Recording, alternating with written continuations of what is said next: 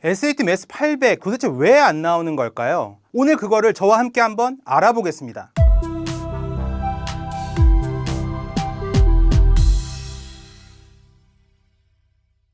안녕하세요. 베테랑스 대표 수학 강사 최재원입니다. 15년 동안 SAT와 AP만 중점적으로 지금 가르치고 있습니다. 미국 수학 1타라고 제주 국제도시에서는 얘기를 듣고 있는데요. 아마도 그건 SAT 800 최다, AP 5점 최다를 만들어냈기 때문이라고 생각을 합니다. 요새 SAT가 굉장히 어려워졌다라고 학생들이 느끼고 있습니다. 그런데 모듈 1은 굉장히 쉬워졌어요. 예전보다 비교도 못할 만큼 쉬워졌습니다. 그런데 모듈 2는 전체적으로 앞부분은 쉬워요. 그런데 뒤에 몇 문제 때문에 전체적으로 학생들의 점수가 상승했음에도 불구하고 800은 예전만큼 많이 안 나오더라 라고 느끼는 게 지금 현재 추세인 거죠. 근데 왜 그럴까요? 자, 저희가 한번 생각을 해봅시다. SAT 시험 날이 되었어요. 아침 일찍 일어나서 시험장에 갑니다. 어제 밤늦게까지 또 공부를 했겠죠. 영어 공부도 열심히 했어요. 자, 영어부터 혼신의 힘을 다해서 리딩, 라이팅 다 풉니다. 그 다음에 이제 매스가 나오죠. 매스 굉장히 쉬워요. 모듈 1 느낌 좋아. 오늘 800 맞는 거 아니야? 이런 느낌 들죠. 자, 모듈 2로 넘어갔습니다. 모듈 1을 잘 봤을 거기 때문에 모듈 2에서 하드 파트로 나왔지만 그렇게 체감상 어렵다고는 느껴지지 않아요. 그래, 이 정도로만 나가면 내가 800 맞겠구나, 이런 생각을 지금 할 때쯤에 우리는 이런 문제를 마주치게 됩니다.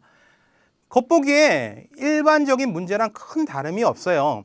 이거는 디지털 SAT는 아니고 옛날에 페이퍼 버전으로 나왔을 때 문제를 제가 가져와 봤습니다. 이 문제 같은 경우에서 2017년도에 매번 800점을 밥 먹듯이 하던 친구들이 이 문제들을 다 틀려왔어요. 고득점자가 워낙 많던 시절이다 보니까 이 문제 하나로 30점이 깎였습니다. 다들 울고불고 난리 났겠죠. 자, 그러면 이 문제가 왜 특별한가?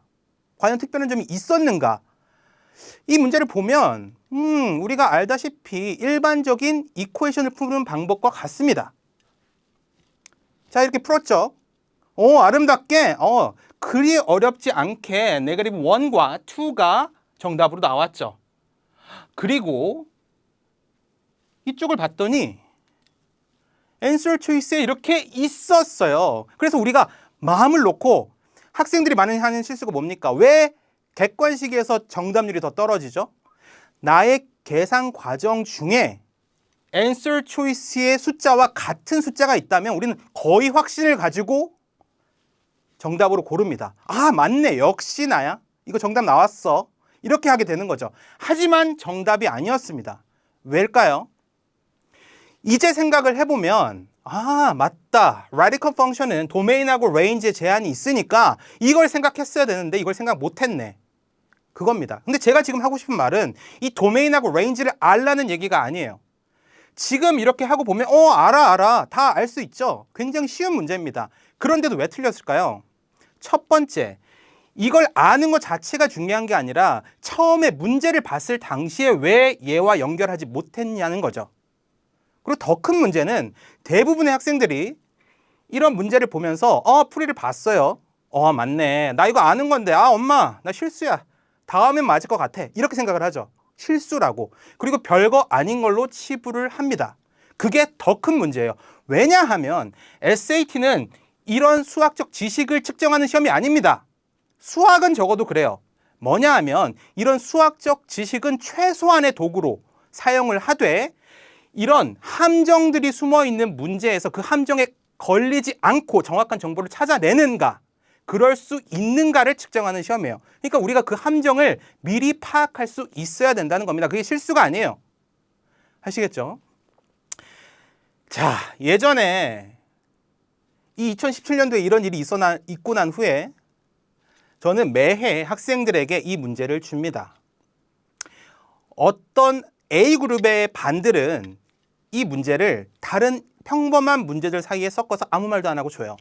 그리고 대조군을 형성하기 위해서 B그룹을 형성합니다. 그 B그룹은 또 몇 개 반에 이 문제를 주되 이 학생들한테 이거 2017년도에 나와서 굉장히 많이들 틀렸던 문제야 라는 것만 가르쳐 줍니다. A그룹과 B그룹 사이에는 실력의 차이는 없어요. 저한테 배운 것도 똑같습니다. 근데 어떻게 됐을까요? A그룹 같은 경우에는 여전히 이 문제를 틀린 학생들이 많았고 B그룹 같은 경우에는 굉장히 정답률이 올라갔어요. 제가 말한 건 뭐죠? 이 문제 조심해야 돼 라는 경각심이 있게끔 멘션만 한 것뿐입니다. 친구들이 이렇게 풀었겠죠? B그룹 같은 경우에는 머릿속으로 어떤 러직이 생겼을까요? 이건 너무 쉽잖아. 선생님이 이거 애들 많이 틀린 문제라고 했는데 그럼 뭐야? 이거 함정 있나? 그 생각이 들었다는 겁니다. 그게 단 하나의 차이예요. 내용을 알고 모르는 게 중요한 게 아니라 여기 함정이 숨어 있을 수도 있다를 자각했느냐 못했느냐의 차이입니다. 자, 그럼 이런 친구들 같은 경우는 어떻게 했을까요? 머릿속 러직은 이거 radical function이네. radical function 하면은 여기서 함정이 있으려면 뭐가 있을 수 있을까? X값에 안 되는 게 있었어. 뭐 도메인 레인지가 있었어. 그러면 그걸로 장난칠 수도 있겠네. 그거 조심해야 되겠구나. 하고 값을 넣어본 거예요. 여기 answer choice에 있는 2와 negative 1과 이 두 가지를 넣어본 겁니다. 그랬더니만 1은 성립하는데 negative 2는 negative 1은 성립을 하는데 2는 이 식이 성립하지 않는다. 그걸 알아낸 거죠. 그렇죠? 그래서 핵심은 SAT는 실수를 유도하는 문제고 그 실수에 걸려들지 말아야 된다는 겁니다. 근데 선생님 그러면은 실수만 안 하면 되겠네요. 저 이제 SAT 보기 전에 실수하지 말아야지 이렇게 생각하고 보면 잘 볼 수 있겠네요. 그럴 수도 있습니다. 그런데 다음과 같은 상황을 한번 생각해 볼게요. 우리 어떤 큰 방이 있는데 그 방 안에서 색연필, 노란색 색연필을 찾아오는 미션이 있다고 쳐볼게요. 자, 그랬는데 그 방 안에 색연필들이 바닥에 방 안 가득 색연필들이 막 늘어서 있는 거예요. 여기서 노란색 색연필을 찾아야 됩니다. 보다시피 약간 어두워요. 자, 그러면 운이 좋으면 노란색 색연필을 한 번에 찾을 수 있겠지만 어때요? 계속 뒤적뒤적 해야 되겠죠? 그래서 결국엔 노란색 색연필을 오랜 시간이 걸린 후에 찾았어. 그런데 나와서 봤더니 밝은 데서 봤더니만 황토색 연필이었다. 미션 실패죠. 문제도 마찬가지입니다. 만약에 색연필을 찾는데 내가 방 안에 잘 정리를 해둔 상태였다면 우리 집 문을 열고 들어가서 오른쪽 첫 번째 방이 내 방인데 거기 있는 책상 두 번째 서랍에 내가 가지런히 정리를 해뒀다면 그리고 방 안이 어두우니까 혹시나 내가 노란색 색연필을 황토색으로 착각하지 않을까 이런 마음에 불독해보고 확인까지 하는 거죠. 미리 어떤 실수가 있을런지를 생각하는 거에 더해서 책에 정리가 잘 되어 있어야 우리는 빠른 시간 안에 미션을 완수할 수가 있는 겁니다. SAT 시험은 결국에 제한된 시간 안에 얼마나 정확하게 뽑아내느냐 정리가 돼 있어야 빠른 시간 안에 찾아낼 수가 있는 거죠. 자, 그럼 이걸 수학으로 적용하면 어떻게 될까요? 자, 방법은 체계화입니다. 좀 어려운 말 같죠? 사전적인 의미를 보면 이렇게 되어 있습니다. 일정한 원리에 따라 낱낱이 부분이 잘 짜여져 통일된 전체로 되게 한다. 뭔 말인가 싶죠? 자, 우리 수학은 이렇게 체계화를 시킵니다. 만약에 SAT 굉장히 많이 나오는 quadratic 2차식에 대한 얘기가 나왔다고 칩시다. 그럼 우리 머릿속에서 돌아가야 되는 프로세스는 뭐냐면 이 문제가 이퀘이션이냐 아니면 펑션이냐로 먼저 나누게 되겠죠. 그거를 빠르게 판단한 후에 만약에 펑션이었어. 그러면 펑션 중에서 나올 수 있는 문제는 maximum 또는 minimum을 묻는 문제가 굉장히 많이 나와요.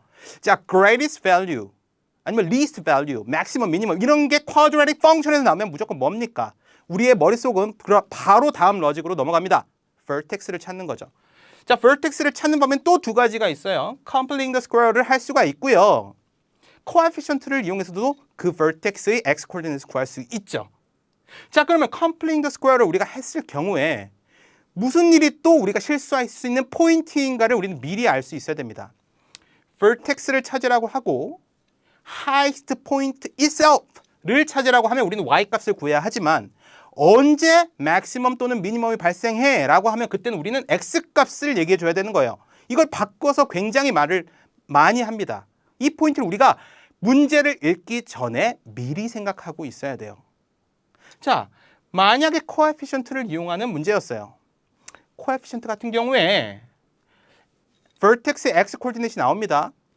그쵸? 근데 부호 틀릴 수 있어요. 네거티브 대신에 포지티브를 쓸 수 있단 말이에요. 그리고 플러그인 할 때 계산하는 실수도 조심해야 된다를 머릿속에 넣고 있어야 된다는 겁니다. 또 맥시멈 미니멈 문제가 아니었어. 이번에는 트랜스포메이션 문제였어요. 자, 트랜스포메이션의 스트레치 컴프레션보다 SAT에서는 트랜슬레이션과 리플렉션이 많이 나와요. 자, 트랜슬레이션 문제야. 어떻게 하겠어요? 어디서 어디로 모양이 이동했는가라고 봤을 때 우리를 SAT가 속일 수 있는 포인트는 어디서부터 이동했는가와 어디로 이동했는가를 속입니다. 문장이 한두 문장 정도 안 되면 상관이 없지만 SAT 문제 어때요? 긴 거는 막 10줄, 15줄 이렇게 되죠. 실수할 수 있는 포인트가 있다는 겁니다. 자, 쿼드래틱 펑션이 아니었어요. 이번엔 이퀘이션이었습니다. 이퀘이션은 어떻게 해야 돼요? 솔루션을 묻는 문제와 넘버 오브 솔루션을 묻는 문제가 있어요. 이것도 착각하면 안 되겠죠. 자, 솔루션을 묻는다. x값, y값을 찾으라 라는 거였어. 그러면 자, x값을 찾는데 방법은 두 가지. 팩토링을 하든지 아니면 근해 공식을 쓰든지. 자, 팩토링을 할 땐 또 문제가 뭐가 있습니까? 우리가 그룹핑 생각보다 많이 못하는 친구들이 있어요. 그거 조심해야 되고, substitution 또 못하는 친구들이 있습니다. 그거 조심해야지. 내가 이거 알고 있어야 되겠구나. 이 유형에서는 얘가 나올 수 있으니까 조심하고 있어야 되겠구나. 이것도 미리 생각하고 있는 겁니다. 자, 다시 이번에는 솔루션이 아니라 number of solution, 솔루션의 개수에 대해서 묻는 문제예요. 자, number of solution, quadratic에서 number of solution 나오면 무조건 뭡니까? discriminant예요. 근의 개수가 몇 개인가? 라고 했을 때 여기서 또 discriminant에 대해서 조심할 게 뭐 있습니까? discriminant, b squared minus 4ac가 0보다 큰지 작은지 같은지에 따라서 real 솔루션인지 아니면은 imaginary 솔루션인지 그 개수가 몇 개인지가 나눠지죠. 그거 조심해야 된다. 라는 걸 머릿속에 알고 있고 또 다시 discriminant가 아니라 이번에는 그래프로 나왔을 경우에는 두 개의 그래프의 인터섹션인지 아니면 세 개의 그래프의 인터섹션인지 이런 식으로 알 수 있어야 된다는 겁니다. 자, 내가 말한 건 이 모든 것들이 아니에요. 지금 제 설명을 듣고도 아직도 저 이거 다 알고 있는 사실인데요 라고 생각하면 안 돼. 학생들 잘 들어보세요. 당연히 지금 제가 말한 이 모든 사실을 여러분은 다 알고 있어요. 하지만 제가 지금 말하는 체계화는 그게 아닙니다. 이거를 설명을 듣고 나서 이게 무슨 내용인지를 아는 게 아니라 문제를 딱 봤을 때 1초 만에 얘가 어느 카테고리에 속한인지를 찾아내고 그 문제에서 출제자가 실수를 유도할 수 있을 만한 걸 우리가 미리 생각을 하고 문제를 봐야 된다는 거죠. 거기서 실수를 획기적으로 줄일 수가 있습니다. 자, 그러면 우리 이제 어떻게 하면 될까요? 오케이. 알겠어요. 이제 열심히 이제 체계화 시키면 되겠네. 자, 이거 이제 이렇게 표를 만들어 볼게요. 라고 했습니다. 자, 어떻게 하면 될까요? 학생들은 문제를 많이 풀면 돼요. 문제 많이 풀면 되는데, 자, 저희가 시간이 무한정 있는 게 아니죠. 다른 과목도 바쁩니다. 문제풀이를 계속 반복해요. 근데 선생님 저는 수학에 올인할 거예요. 시간 충분합니다. 문제풀이 계속 반복할게요. 라고 했어요. 자, 그럼 문제풀이만 많이 반복을 한다면 수학에 한해서는 정말 800 맞을 수 있을까요? 그럴까요? 반은 맞고 반은 틀립니다. 자, 표를 하나 보여드릴게요. 작년 베테랑스 수강생 여름에 1013명이었습니다. 이 친구들이 첫 SAT를 봤던 그 체감 난이도를 한번 분석해 봤어요. 자, 다음과 같이 되어 있습니다. 마줄 1과 마줄 2를 1번부터 22번까지 난이도별로 정리를 했습니다. 그리고 여기에 가운데 있는 선이 실제로 친구들이 정답을 맞추는 수준의 난이도예요. 자, 이렇게 봤을 때 여기 위에 있는 이 점들이 우리가 실제로 틀리게 되는 점들이죠. 자, 그런데 이 문제 하나하나마다의 난이도가 중요한 게 아니라 지금 여기서 볼 때는 후반부로 갈수록 특히 모듈 2에서는 후반부가 어렵구나 이것만 보시면 됩니다. 자, 이 상태에서 자, 우리가 열심히 이제 공부를 해야지. 어떻게 합니까? 모의고사를 계속 풀어요. 어떻게 됩니까? 시간을 이만큼의 노력을 하는 겁니다. 매번 너무 열심히 하죠. 하지만 문제가 뭔 것 같습니까? 실제로 우리가 공부가 되는 양은 이 아래쪽입니다. 여기는 이미 넘치도록 우리가 공부가 된 구간이에요. 그런데 이런 문제 계속 풀고 싶죠? 왜? 이거 풀면은 기분이 좋아. 내가 잘하는 것 같아. 막 계속 동그라미를 팍팍팍팍 칠 수 있잖아요. 뭐좀 원해서. 그죠? 하지만 우리는 기분 좋으려고 공부합니까? 기분 좋은 것도 물론 좋지만 점수가 올라야 될 거 아니에요. 이 부분의 공부를 사실은 안 하게 됩니다. 왜냐하면 굉장히 고통스러워요. 우리가 운동할 때도 안 쓰던 근육 쓰면 너무 힘들잖아. 그래서 우리가 이걸 슬슬 피하고 우리가 원래 잘하는 것만 계속, 그래서 모의고사를 계속 반복해서 문제 더 주세요, 더 주세요, 더 주세요 하고 반복을 하지만 실제로 우리가 모르는 문제에 대해서는 우리가 다시 알려는 노력을 안 한다는 거죠. 아까처럼 그냥 실수야, 나 알아, 그거 다 하고 넘어간다는 겁니다. 자, 그런데 그러면 이 부분, 이 죽어있는 시간들을 우리가 반대로 쓰면 되겠네. 똑같은 시간을 쓰지만 효율적으로 쓰자는 겁니다. 매번 똑같이 쉬운 문제만 반복해서는 안 돼요. 우리 학생들 채점하라 그러면 어떻게 합니까? 맞은 문제 동그라미 이따만하게 하고 틀린 거는 이렇게 하던가 막 안 하죠. 그치? 왜냐면 기분이 나쁘거든. 내 시험지가 이렇게 비가 내리고 있으면 싫단 말이야. 하지만 반대입니다. 우리가 모의고사를 보는 이유는 과정을 조금 더 보태면 무슨 문제를 틀리는지 발견하기 위해서 우리가 시간을 쓰는 거예요. 맞은 문제는 우리의 점수를 올려주지 않습니다. 틀린 문제가 우리의 점수를 올려줘요. 그래서 과감하게 틀린 문제에 우리는 접근을 해야 됩니다. 자, 그런데 어떻게 틀린 문제 매번 우리가 어떻게 알 수 있어요? 나 지금 내가 어떤 걸 알고 모르는지 잘 모르겠는데요. 나 그냥 내 생각엔 다 아는 것 같은데. 자, 저희 베테랑 친구들은 알고 있죠. 자, 일주일에 2번씩 모의고사를 봤을 때 자동으로 결과가 나옵니다. 자, 어때요? 각 문제별로 난이도가 다른 친구들은 어떻게 봤는지 1000명이 넘는 친구들이기 때문에 굉장히 정확한 데이터가 나옵니다. 그 난이도에 대해서 나는 어떤 걸 틀렸는지, 그리고 더 중요한 건 내가 틀린 문제들이 과연 어떤 개념에 대한 것인지를 확인해야 됩니다. 그리고 그 모든 모의고사에서 누적되어 있어서 자기가 틀린 개념들을 쭉 뭘 더 많이 맞고 뭘 틀렸는지를 알 수 있어야 됩니다. 여기서 파란색이 오른쪽으로 쭉 간 부분들은 내가 이미 알고 거의 잘 안 틀리는 문제들이에요. 그 문제를 계속해서 모의고사를 반복한다고 해서 내 점수를 올려주지 않습니다. 어딥니까? 내가 못하는 부분들, 요 하얀 거 있잖아.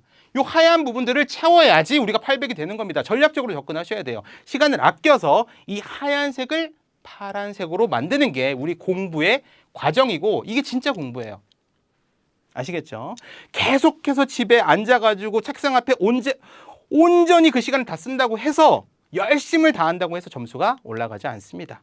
어디서 공부를 하든 간에 우리는 머릿속에 체계화 시켜야 됩니다. 어떤 개념은 우리가 약하고 그 개념에서 나올 수 있는 실수, 유도하는 SAT에서 유도하는 그 실수들이 우리한테 어떻게 작용될 수 있는지 우리가 미리 파악하고 있어야 되는 거 반드시 기억하시기 바랍니다. 그 부분만 잡으면 우리는 800을 금방 맞을 수가 있어요. 어디서 공부를 하시든지 간에 상관이 없으나, 만약에 저와 함께 하시게 되면 이번 겨울특강 3주 동안 이 체계화를 완벽하게 끝내는 시간을 만들도록 하겠습니다.